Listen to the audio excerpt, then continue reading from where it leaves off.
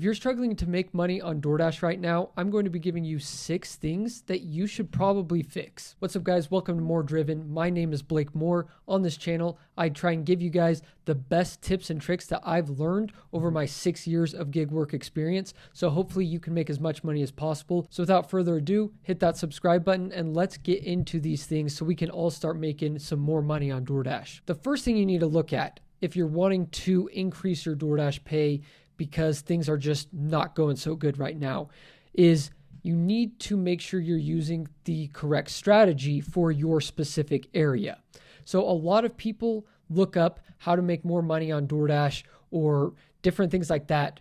And you've probably watched videos from me, videos from other Dashers out there. And so you hear all these things, you go out, you try what they're telling you, and it doesn't do anything or it doesn't work. And that's because every single market is pretty different in what's going to work. So if you live in a very big city, then your strategy needs to be different than someone who lives in a spread out suburb area. So different common strategies that people have is one, the cherry picker, where you just wait for the best orders possible. This is going to be great to use in highly densely populated areas that you see consistent orders all the time. There's never any dead moments, because if there are dead moments, then you're going to just be ending up sitting there waiting for orders if you cherry pick. But if you have a constant stream of orders, then you don't need to worry about it. You can just accept the great orders.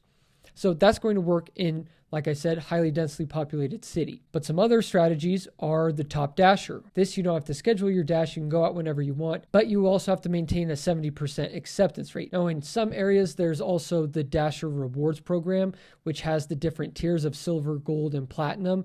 And that's basically the same thing as top dasher. But basically, this strategy just falls into the 70% acceptance rate or higher category.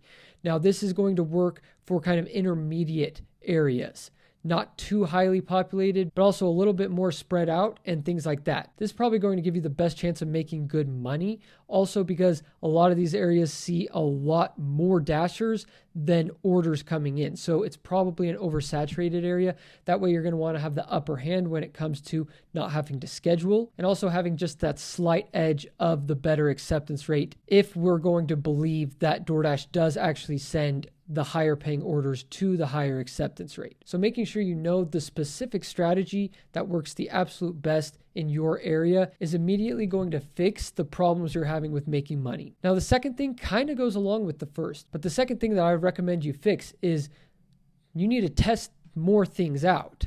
Just like I said, you need to find the right strategy. You need to test out every single possible thing you can. I'm talking, you need to try 100% acceptance rate. You need to try a 1% acceptance rate. You need to try only dashing to high-end restaurants. You need to try only dashing to fast food restaurants. You need to test out what restaurants are the quickest, which ones always take a long time on orders. When do you need to go out for your specific area? Is your area the busiest for breakfast and maybe you've never gone out in the morning time? These are all things that you need to be testing all the time. I would recommend doing a new run of tests every couple months because DoorDash is constantly changing their algorithm. They're constantly changing what they put a priority on in terms of who's kind of making the most money, who's getting the priority on orders and things like that. So always be testing things. Test out only taking $2 per mile orders. Test out only taking low distance orders. Just all sorts of different things. Anything that you can think of that can be tested, I would recommend testing it in your specific area. And this can kind of help you figure out that specific strategy that's going to work best for you. Also, another tool, and it's something that I use every single day to kind of help you make that strategy for your specific area, is the Solo app. Now, this app is great for planning out your schedule because they actually show you how much you can expect to make per hour in your area in regards to what app you're deciding to use. So you can see what hours DoorDash is the very busiest in your area.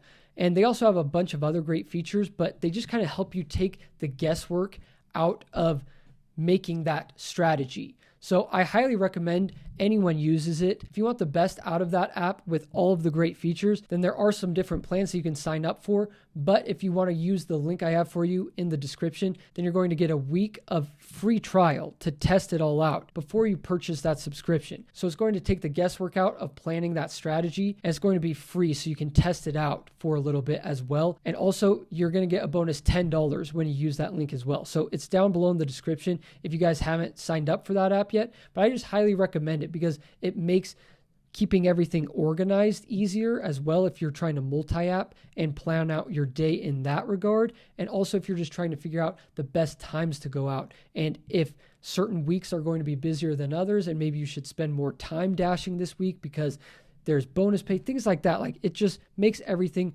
really nice and simpler. And so I just highly recommend it. And it's something I use every single day. So it's down below in the description if you want that free trial and $10 bonus. Now, number 3 is you might just be in a bad area. Like there's areas that surround me where I only make $12 an hour. And then I drive 15 minutes and I'm in an area where I can consistently make $18 to $22 an hour. So, I mean, that's just a big jump in pay. That's 33 to like 50% pay raise right there just for driving 15 minutes to a different area. And if that still doesn't work, then you might just live like in a bad area. But I'm not just talking like your specific market, like just a bad overall area. Like maybe the whole state of Utah is just a bad state to DoorDash in, which it's not, but I'm just using that as an example because that's where I dash. But maybe the whole state that you live in, every single area in there is just bad. And that's just, there's not going to be a whole lot you can do at that point. And you should probably just not DoorDash. It's just not the right side hustle for you. So that could be a possibility. Make sure you check out all of your neighboring surrounding areas that you can dash in just to make sure, because I could almost guarantee that there's at least one where you can make good money and increase that hourly pay. Now, the next thing that can really make it hard and an even bigger struggle to make money with DoorDash is if your car is just eating up gas. If your car does not get 30 plus miles per gallon, and I would even recommend 35 if you can. If you're like shopping for a car, I would recommend a hybrid of sorts. But if you just have a car and you're wanting to DoorDash, if your car doesn't get 30 miles per gallon in the city, then I don't recommend it. With gas prices as high as they are right now, it's just going to be hard to actually see the money that you're making. This is something that a lot of dashers deal with, and I've definitely dealt with it myself, where you put in all this work, and then at the end of the week, you're wondering where all of your money went. And a lot of the times it's towards gas every other day, depending on how much you're driving. And then just maybe you're getting fast food once a day while you're out on the road. Maybe you're picking up a drink. Maybe you're picking up coffee, soda, whatever it is, just to keep you entertained while you're driving. Like all these things add up. And then all of a sudden you're like, where'd all the money go? And the biggest expense is those car expenses, those oil changes, those car repairs when something goes out. Obviously gas. And so if you just don't have a good car, then you're not going to see any money as a DoorDash driver. Now, on the flip side, if you have a really great car, then you're going to be keeping a lot more as profit. Now, number 5 is something that I see a lot of dashers doing while I'm out on the road. And this would be wasting time. You definitely need to track, not specifically like write down, but just like be aware of your delivering habits. I see a lot of drivers, they pull up to the restaurant and I can tell they're a DoorDash driver and they're just sitting on their phone for a couple minutes before they go in to the restaurant. And then when they grab the order, they go back in their car, they're sitting on their phone for a little bit, I don't know, watching a video or texting or doing who knows what really, and just wasting time. And if you just cut out a couple of minutes every single order, then you can actually increase your weekly pay by like $100 to $200 every single week by just shaving off a couple of minutes every single order. Maybe that means instead of driving the speed limit, you just drive 5 over. Or maybe that means instead of just walking up to the door, you put a little hustle in your step. Or instead of sitting on your phone for a second before you go into the restaurant, then just the second you pull up, go right in. Just I see so many drivers wasting time, or even they go into the restaurant and they aren't very assertive. Now, you don't want to be rude to the workers, but I see DoorDash drivers who just sit there and haven't even talked to anyone yet. And then I just walk right in. I'm fairly assertive. I immediately just go to the closest worker. And I'm like, hey, I have this order. Do you know how long it's going to be? And they say, oh, it's ready. It's right here. Or, hey, it's going to be a couple minutes, whatever it is. And then after I do that, the dasher next to me goes up and talks to them, even though they've been waiting. And I'm like, why didn't you ask? Like, maybe they don't even know you're waiting on an order. So it's just best to be assertive and don't waste that time. Try and get those orders done as quickly as possible. Because like I said, you shave a couple of minutes, just 2-3 minutes off of every single order you do. And throughout the week, that adds up to a lot of saved time where you can get more orders in and make an extra like $100 to $200. And then the last thing, which is something that I've recently kind of discovered for myself anyways, is that if you are too reliant on your DoorDash income, then it's always going to feel like you're making a lot less, and it's always going to feel like a struggle. And so this one is not really a tactical difference. It's more of just a mindset shift. So if you are relying 100% on that DoorDash income to support your livelihood, then it puts way too much pressure on an income that is a variable income. It's not a set income that you can rely on. There's going to be some days where you make really good money. There's going to be some days where you make not so good money. There's going to be varying hours. I mean, just the other day, I had an hour where I made like $45 and then the next hour, like 15.